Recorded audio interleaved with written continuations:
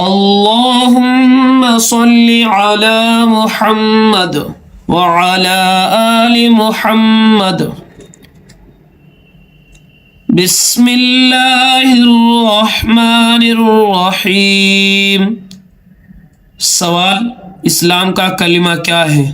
جواب: اسلام کا کلمہ یہ ہے: اول کلمہ طیب، طیب مانے پاک، لا الہ الا اللہ محمد رسول اللہ صلی اللہ علیہ وسلم۔ ترجمہ: اللہ کے سوا کوئی معبود نہیں، محمد صلی اللہ علیہ وسلم اللہ کے رسول ہے۔ لا الہ الا اللہ، بہت سارے بھائی ایسے کلمہ پڑھتے ہیں الہ، یہ غلط ہے۔ لا الہ الا اللہ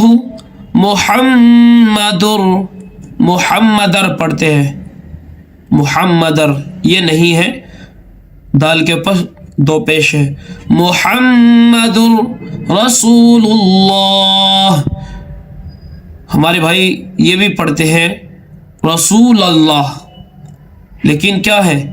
محمد رسول اللہ صلی اللہ علیہ وسلم۔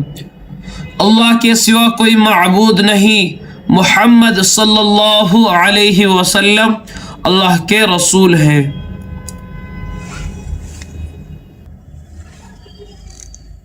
ہر مسلمان یعنی ہر مومن مسلمان پر لازم ہے کہ اپنی اولاد کو نماز، روزہ اور یعنی 6 کلمے ایمان مفصل و مجمل سکھائے اور اسے زبانی یاد کرائے،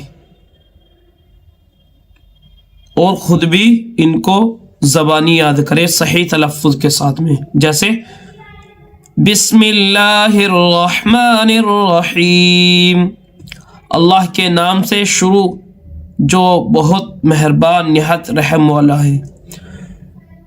پہلا کلمہ طیب، لا الہ الا اللہ محمد رسول اللہ۔ صدق اللہ۔